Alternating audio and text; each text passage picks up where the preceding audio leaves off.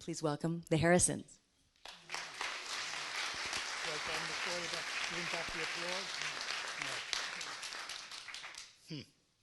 Well, okay, one story to begin with. We were in the Czech Republic. It was Czechoslovakia then. We were working on the pit mines. We were finding out that the smog and the fog was hurting pregnant women a lot. So we gave a talk in the architecture forum, and it was filled up, and it was a fine place. And a rather chunky man came running up, and he had something in his hand, and he put a medal on Helen, and then he put a medal on us, on me, and then he ran away. And so I asked the audience, who had applauded, if we weren't good enough, did we have to give the medal back? And if we weren't good enough, could you withdraw applause? Now, when you're in that kind of a group, humor has disappeared, okay? So they took me seriously, and suddenly there were discussions all over. So what I'm getting to is that all life plays and is at play. So we hack around ourselves. Don't want to take things too seriously. We'll begin with the last work in the Lagoon cycle. We did it in '78. You'll see the book of it when you go there. And what happened was we asked a question. We thought from that point on that global warming was really going to take over. It was pretty clear. The evidence was boundless back even in the 70s. And so we posed the question, could we help each other? And this is the text we came up with. The ocean is a great draftsman. It is said that if all the ice melted, the oceans would rise about 300 feet. So we drew a line, as best we could, at the 300-foot level and thought about how the land would shrink as the oceans grew. And the waters will rise slowly at the boundary, at the edge, redrawing that boundary continually, moment by moment, all over, all together, all at once.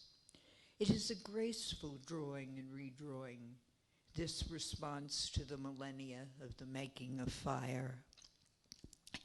And as the waters rise slowly in the Red Sea and the Dead Sea, the Caspian, the North, the Baltic, and the Black, the ocean gyres will redraw themselves, as will the currents and the tides.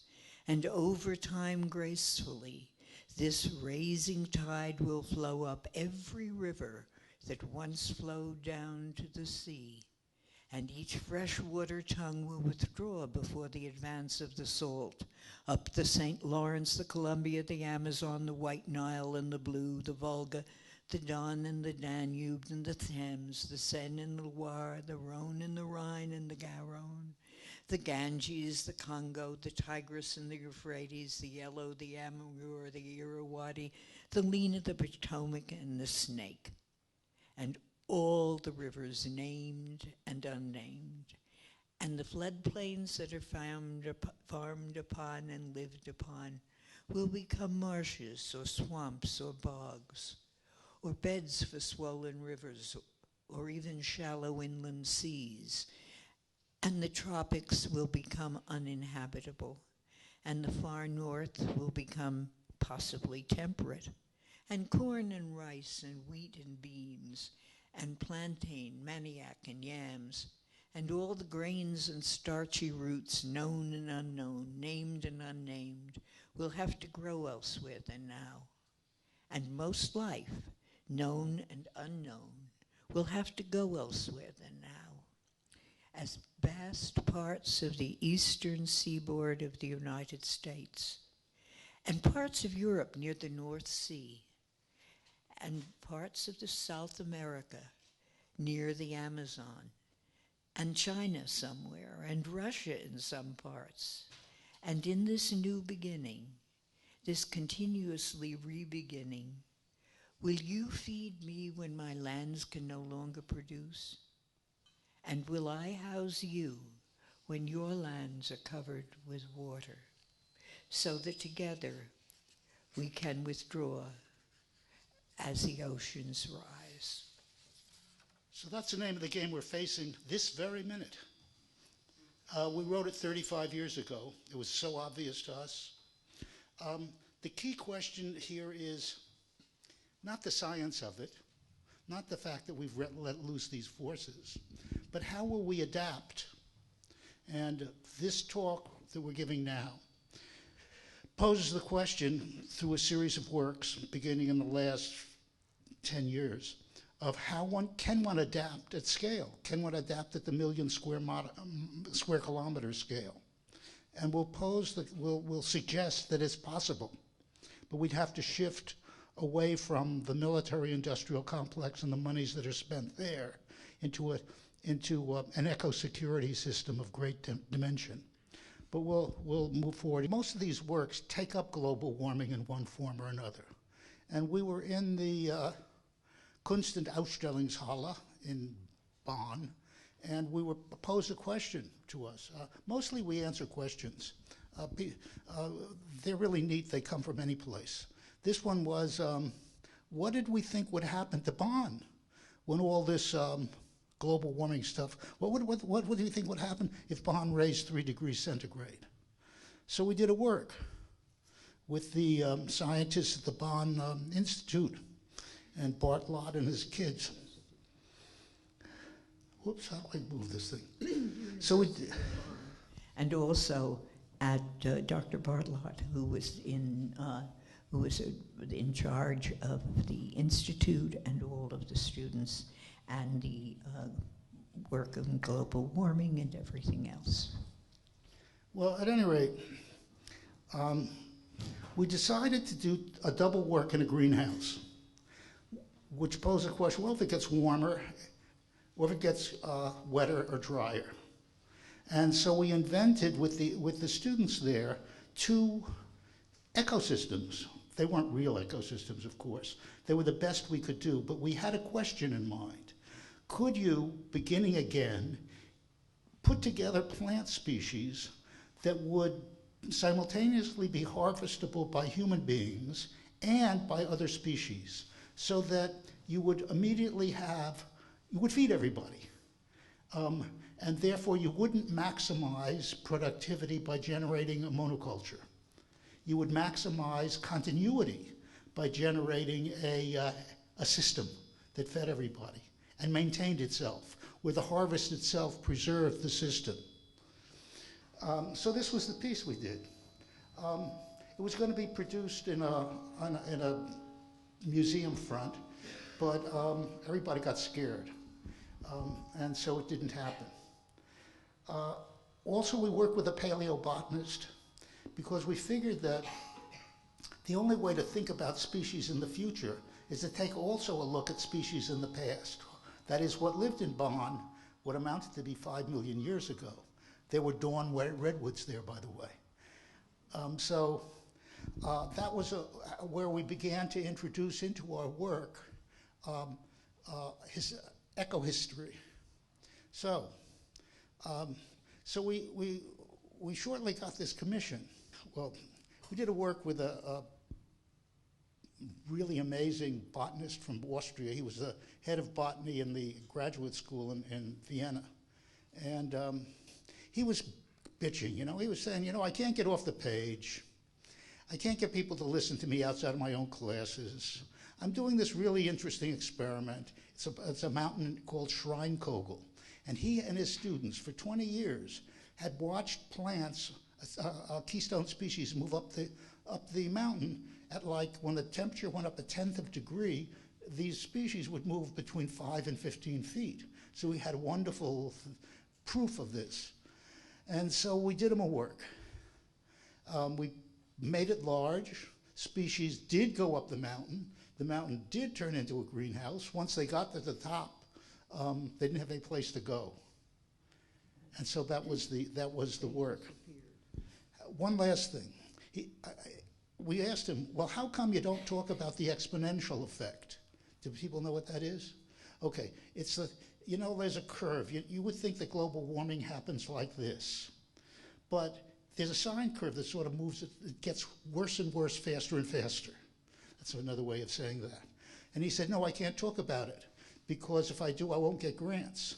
So we said, has anybody crunched the numbers and given you enough proof? He said, only a physicist in Belgium, and I don't believe him. And so we said, okay, we'll talk about it. So this piece also talks about the exponential effect. And that's when we as artists take the role of stalking horse. We'll say what somebody's afraid to say. Then he can show it to his classes and everybody else and take off from it. Sometimes he can say, well, they're only artists. And sometimes he can claim we're visionaries. Didn't matter to us. But the stalking horse role, I think, is necessary from time to time. Normally, we do not illustrate other people's work. So, somewhere around 1999, we get this call. Would we write a book? And would we write about, should I go into this, Helen, or not? Is it too long? Should I go into this or not? Well, you can go into it, essentially. We negotiate our talks, by the way. Essentially, I would say, essentially, the book was the result of a very strange event. That is, there was a big international fair being held in Germany at that point. It was the Frankfurt World Fair. And they had intended to make it a green fair. So in their inimitable way of understanding what was going on, they gave the food concession, green food, to McDonald's restaurant.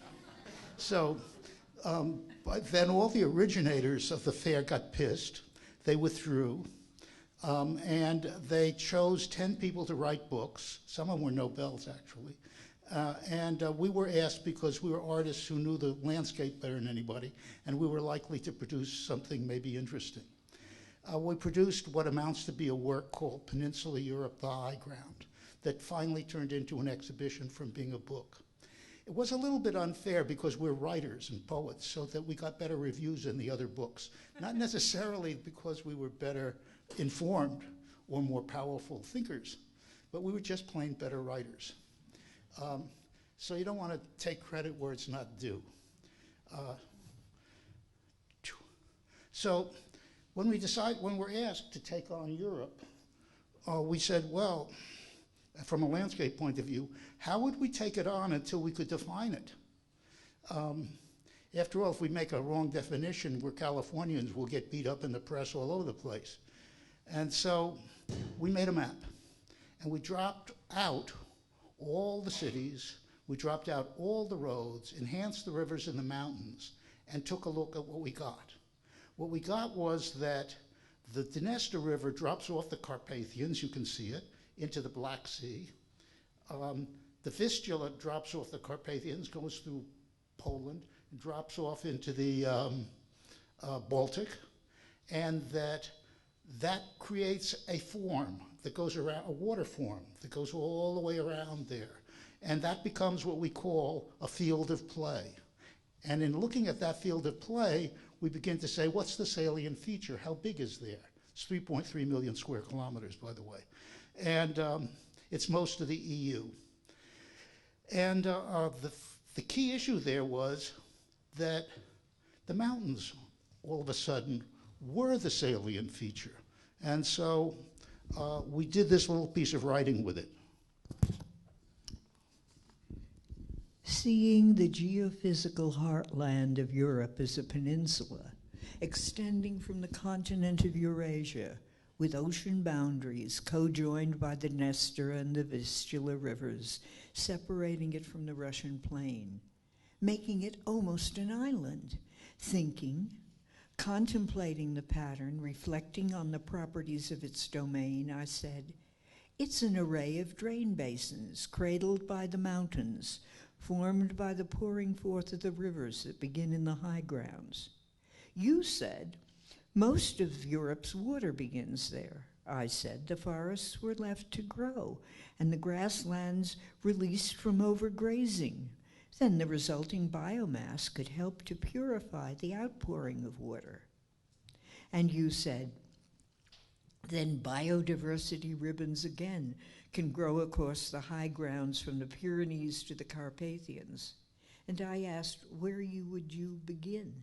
And you said, where the terrain permits and the will exists, choose your mountain.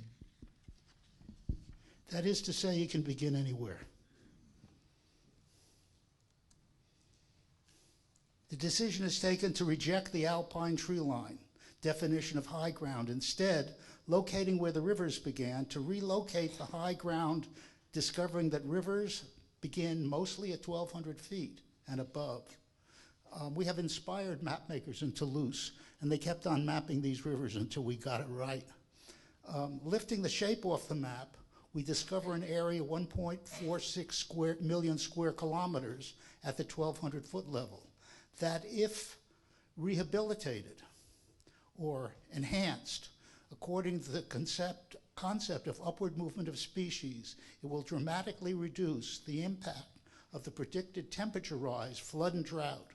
We suggest a water tax to begin the research leading to work on the ground. So we lifted it off the map, and that's what it looks like. We figured that flood and drought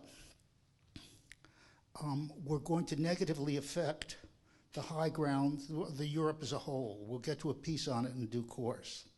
So we posed the question, could one really elaborate or invent a new trans-European forest grassland ensemble from Portugal and Spain over the Pyrenees, across the Central Massif to the Carpathians and somewhat beyond? The concept suggests that a complex forest grassland ensemble can create a strong enough sponge phenomena in the available earths to replace, in good measure, the waters once supplied by rivers and the lands by slow summer snow melt and glacial melt. The core research to locate appropriate species types would take three forms: local, translatitudinal, and paleobotanical. That is to say, we've got to find new ways to think about this stuff. And the question is, again, backyard stuff isn't going to do it here. We've set up the conditions for massive change, and therefore our responsibility, I think, is a massive response. I should say that we also got a grant from the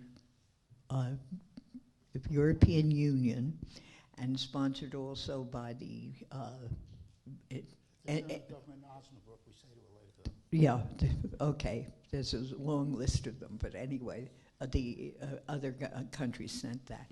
And we created a book called Peninsula Europe. And it's in, at this point, it's in French and German and Dutch. And it's in the gallery. And it's in English. And it's in English. Just in case. Look, this is a big exhibition. We're just showing a few pieces from it. But the thing was, if the EU required that we show in 3 different countries, 3 museums backed it, a lot of money was spent, maybe $750,000 all told. You'll see it from the exhibition. But the thing is, what do you understand? If you look at that, the browns are the farming, mostly factory farming. The greens are forests, mostly in the high grounds, mostly the wrong trees. Therefore, once the temperature rises, the droughts happen, that's going to, disease, drought, disease, and fire is going to do that in. So what do you want to do about that? The yellows, by the way, are grasslands and grazing lands. So there's a deep problems once you say, what's going to happen to all this? That's mostly a cultural landscape, mostly a manufactured landscape, mostly a fought-over landscape for the last couple thousand years. So if you take a look at the trajectory of the drought, it's real scary. What's going to happen is that maybe Europe will lose about a third of its food production abilities. Most of the 500,000 square kilometers of high ground forest succumbs. The population will increase. You notice the dark blues there? That's how much land you lose if a 3-meter ocean rise comes along to help out. So you're going to have people moving up. You're going to lose your ability to produce food in the amounts you do. Your woodlands are going to go collapse. What are you going to do? Who's going to think about this? Who will at least put it on the table? So that's what this work does. And that's why we call it Peninsula Europe, the high ground. It is a peninsula. And when we asked, how big is here? We find that here, you know, does anybody know the old Bauhaus problems? We're quite influenced by them. Okay. Original Bauhaus problems set out by Gropius all those years ago in the 20s looked at figure-ground relationships and figure-field relationships. And there was a fair amount of study on how perception worked. And you can expand that to this scale. So we owe them a debt. With that in mind, we'll go to the next one. You can see what the piece looks like when it's scaled up. We sent our kids in our class, restated this as a proposal. We sent it into the EU. We had friends who introduced it to bureaucrats there. And the response was, quote, go away. No, the response was, it's too big for us to deal with. It's the only thing you can deal with if you're going to deal with this stuff we're going to do. That's happening. So Helen and I sort of regard ourselves as an early warning device, except it's not so early. We also regard ourselves as random moving parts in the landscape, and we also regard ourselves as journeyman artists. Greenhouse Britain. That's a work funded by the UK Department of Environmental, Food and Rural Affairs, DEFRA, 2005 to 2007. This work won the CIWEM Art and Environment Prize. The Chartered Institute of Water and Environmental Management is CIWEM, in 2009 for doing the most to explain the probable outcome of global warming to the British public. Just before we came here, a postman came to the door just before we were leaving and handed us a package. We took the time to open it and found there were 2 books in it, and these books were dealing with the British landscape. Except they were in Chinese.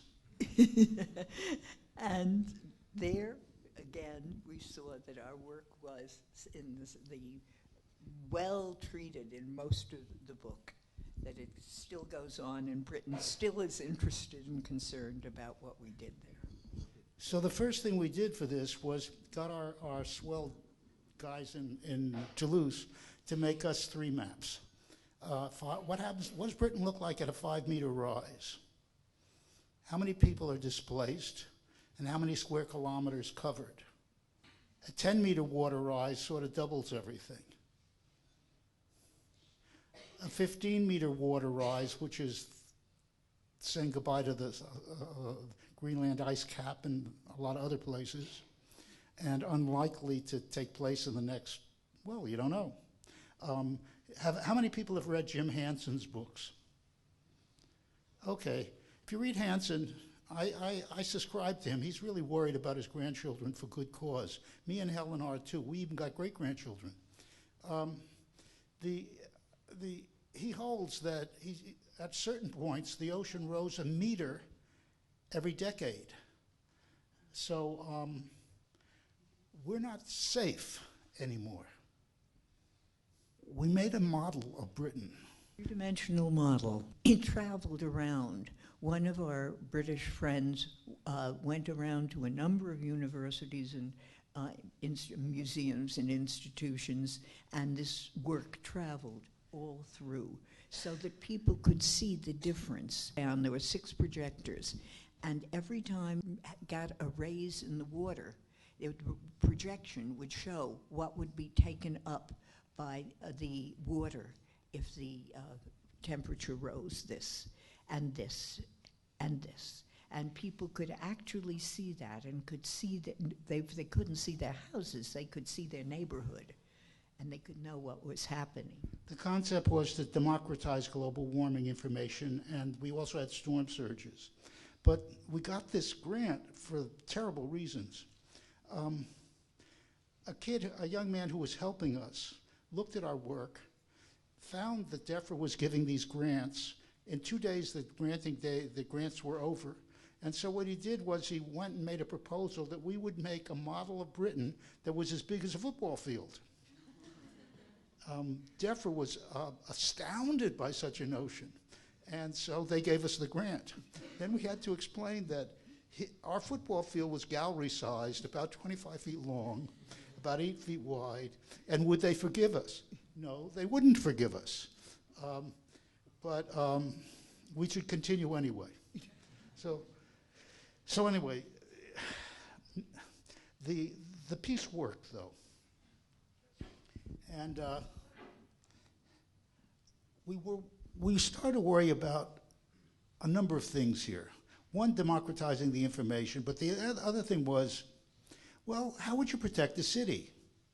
So we took Bristol up. And Bristol could be protected if you built a dike and you, over time, and you diverted the Avon River. You would really take a lot of work and a lot of money to protect the center of the city. We also then began to look at London. If the waters rose 3 or 4 meters, you'd lose about 1/3 of London. Where would people go? Those are, but the most important thing for us was a work we did for the Pennines, where we posed a problem. The problem was, could you invent a village backward from carbon? How much land would you need that would sequester enough carbon to handle the carbon footprint? And what would you have to grow on it? And so we began this part of our work called This is the Upward Movement of People. We were standing at the Liverpool dock, imagining the waters rising first 5, then 10, then 15 meters, thinking about the upward movement of people, and talking about how that might happen gracefully. Deciding to replace the term development with the term settlement.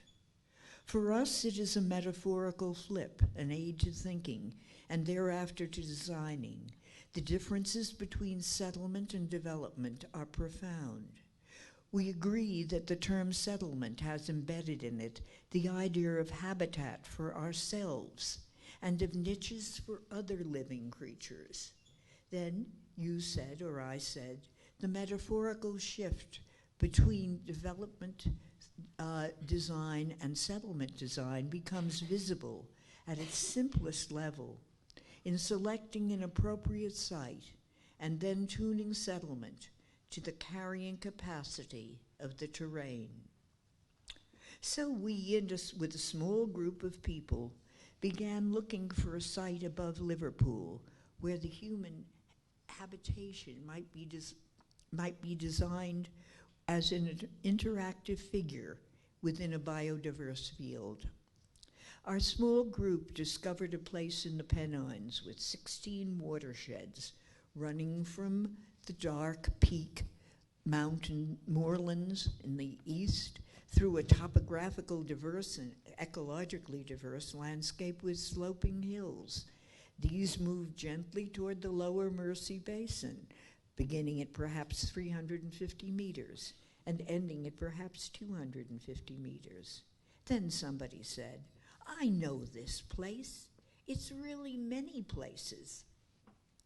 It has Blankenbog peatlands, it has upland, moorland, and pastureland with semi-natural woodland and plantations, including wet and dry meadows and some urban and rural gardens. Then, of course, stone wall ecosystems, walking in the terrain, finding aquatic ecosystems in upland streams, riparian habitat, little dew ponds, and lakeside and streamside ecosystems. We measured this terrain and shaped it, finding that its boundaries included 71 square kilometers and about 4,500 people living in the town of Hayfield nearby or dispersed nearby the town.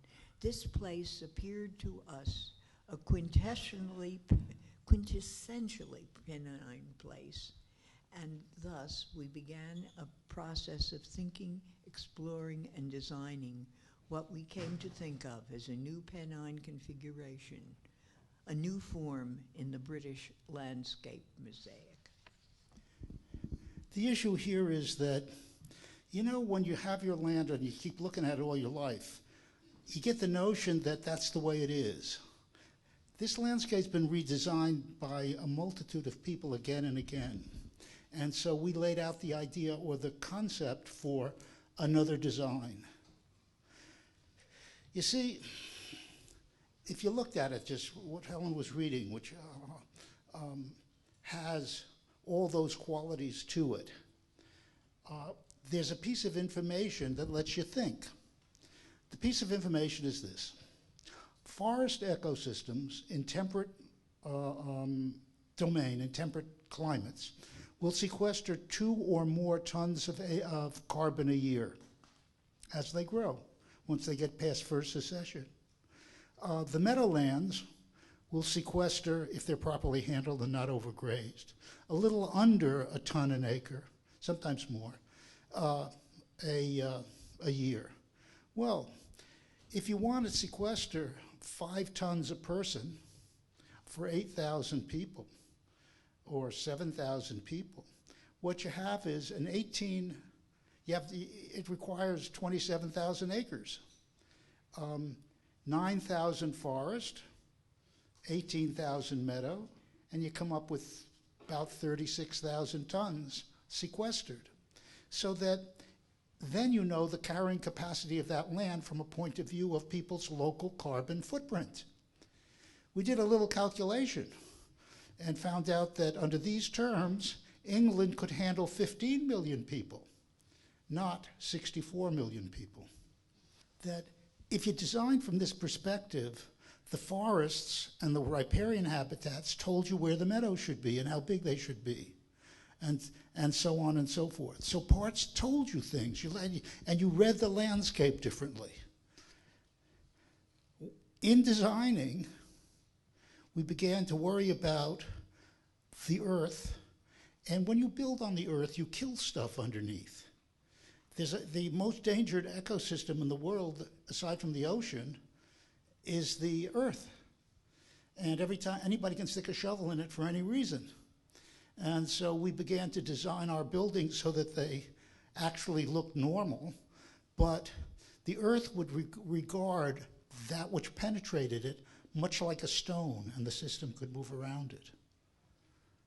After all, the earth is a living earth. It is filled with life.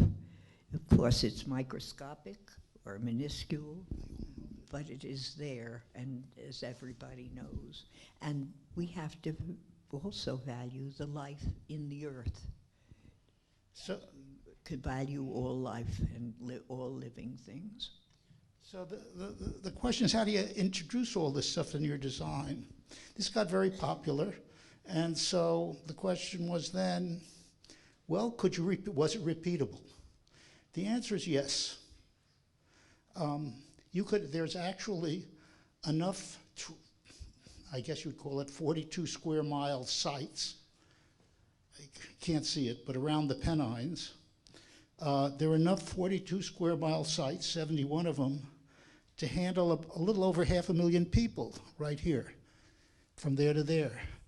And that would be about 20% of the, God, I wish we could lighten this. That would be about 20% of the people who had to move upward. I have to go back to 1992. We're in the studio. A person we know very well named Robert Livingston shows up. And he says, what do you think of His Holiness's Peace Park? And I'm a little embarrassed. I don't know any holinesses. And so I say, Helen was off somewhere and something else. And I say, well, His Holiness who? And Livingston really gets annoyed at me. He says, why, the Dalai Lama, of course. He leaves off, you idiot. And it turns out he was the Dalai Lama's science advisor. And he said the Dalai Lama might like our work. And what would we, and he was making a peace park in Tibet. And he was designing one, and he thought we would be good for helping with that design. And so would we write the Dalai Lama a letter?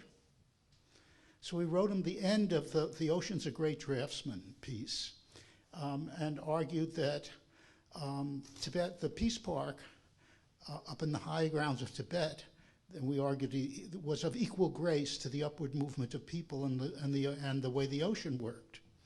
And we get the letters immediately back because it turns out the Dalai Lama had a special name called Oceanic Consciousness, and we had written him a poem on it by accident. And so thus began our work for the Dalai Lama, except our investigation showed that it was unlikely to do a peace park up there, but we had best think about the rivers coming down, the overforesting of the Himalayas. And so we made a proposal for that, which got the Chinese mad at us, got the Tibetans mad at us, and but nonetheless the work showed and made its impact. About 15 years later, the work surfaces again in a show called The Missing Piece. And so we asked for enough money to do a new work. And the new work is, and that's it. The new work, we tell our map makers, would they please make an azimuthal equidistant projection map of Tibet, of the high ground there, of the plateau, and make it look like a bruise. And so that's what came forth. And the text is as follows.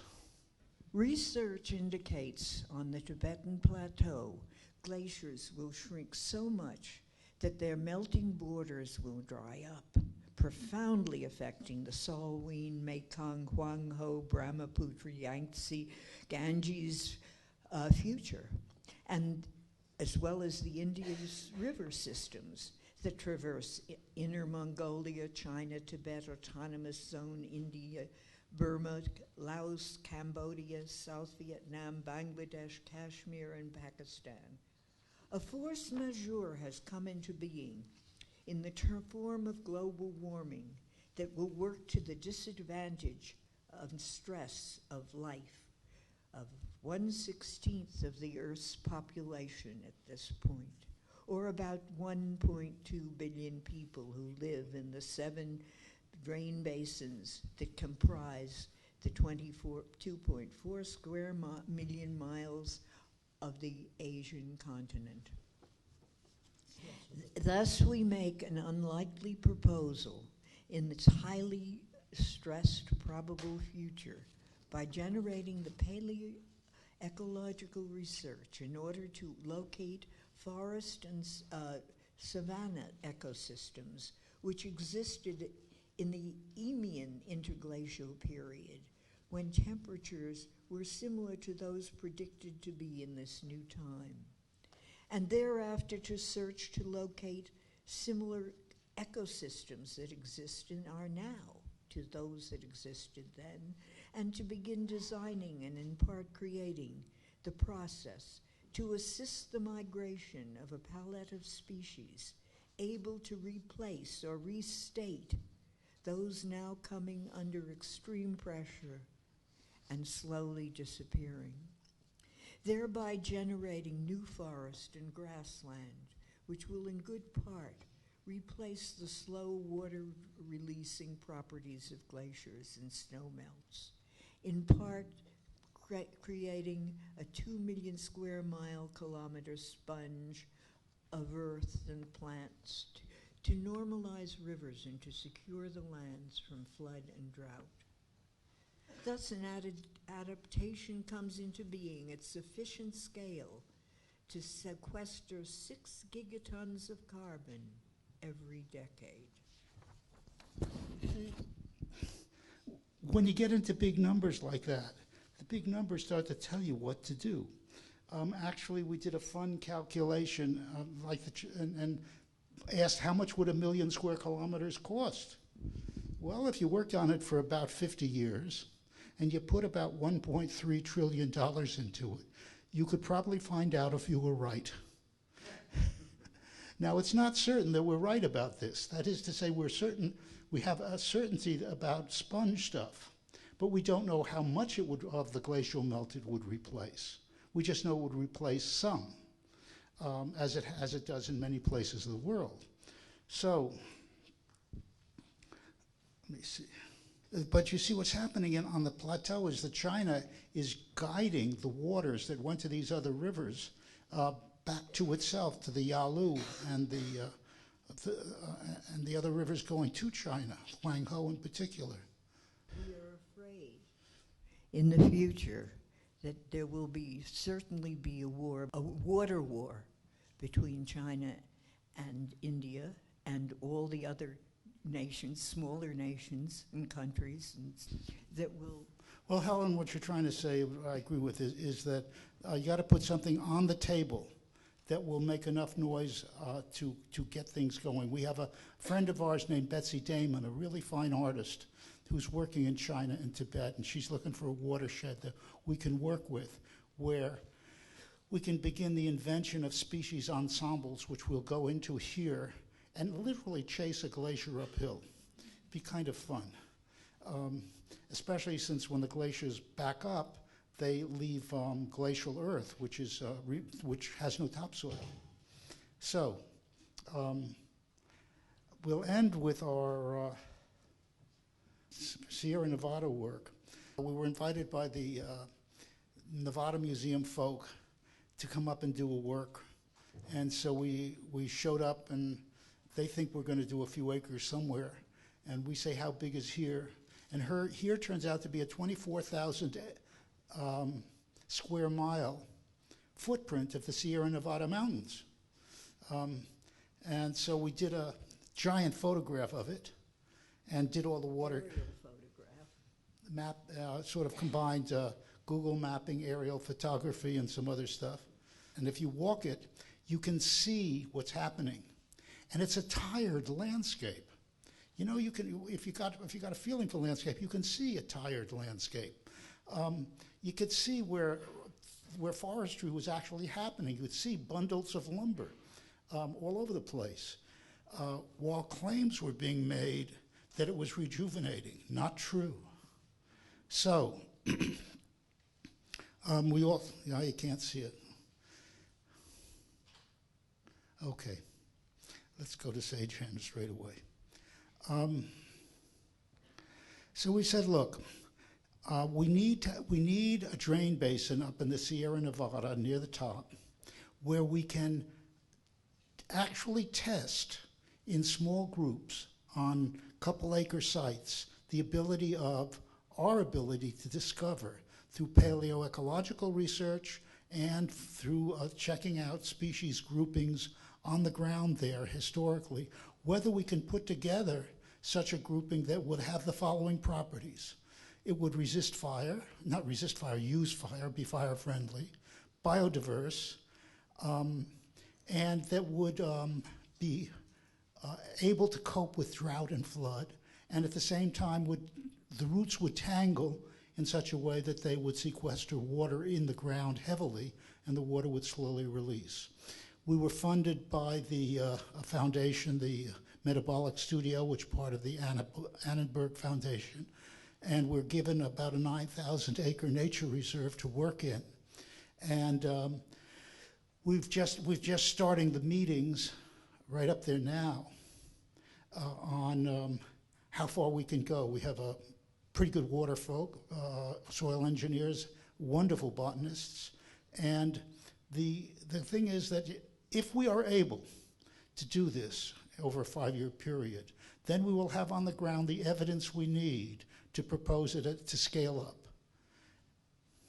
I thought we would end with our manifesto for the 21st century. Oh, well, one last thing. We're just asked what we would do for the bays at San Francisco. Well, if the waters rise, the bays will extend to Sacramento, and a 250,000-acre estuarial lagoon will form. And so we've been thinking about who would live there. So that's what we're fussing with now. But we thought that we would end this talk. We have actually 3 minutes. We'll end with our manifesto for the 21st century. We'll read about half of it, but invite you to our website to read the whole of it. We argue that our whole ecosystem, our whole business system, is operating in violation of the laws of physics, the laws of conservation of energy. And that as long as we do this, we're operating on the position that there is free lunch. And the laws of physics suggest there might not be. But we have folks in the audience who can elaborate on that powerfully. So the SciWem people asked if we wouldn't write a manifesto. And they asked a number of artists too, and this is ours. I should read these. Yeah. Take it.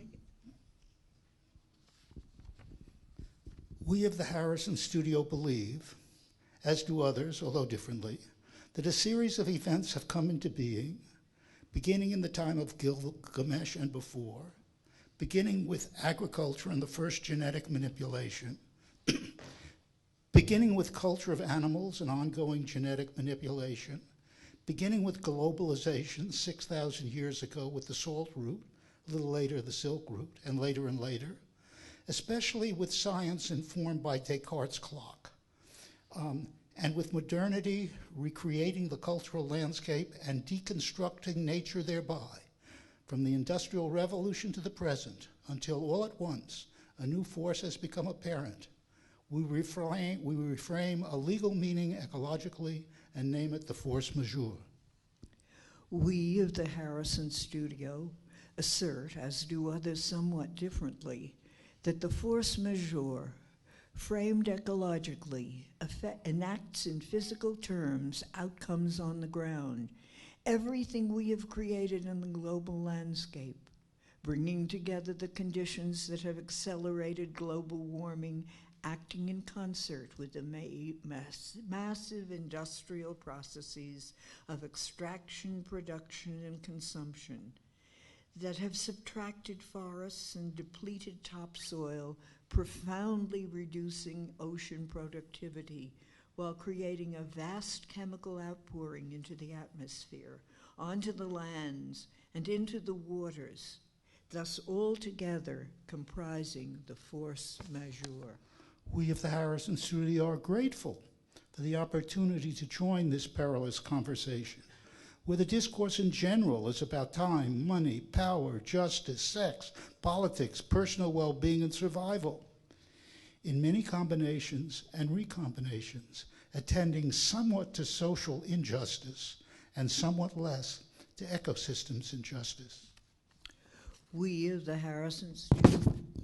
This discourse points to human consciousness, every day continuously attending to itself, with little attention paid to that which is not itself, leading to intrinsic value being switched for extrinsic value, with human creativity generating technologies that appear to not like that which is not themselves, sometimes becoming the reverse of their original intention.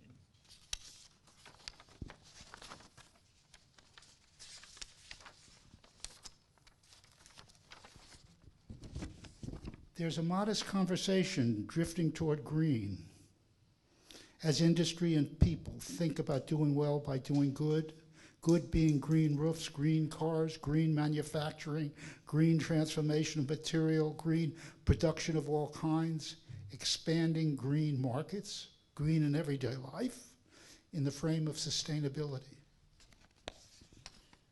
We of the Harrison Studio assert, as do others, as yet not many, that in the face of multiple tipping points, past and near past, from CO2, methane, to nitrates and nitrites, and more and more and more, and all these effects and all of this work, altruistic from the point of view of the best of people, greedy and mean-spirited from the point of view of the worst of people, is better to be doing than not to be doing, but on balance, insufficient, endlessly insufficient. Our work poses the question, what is sufficient? Thank you.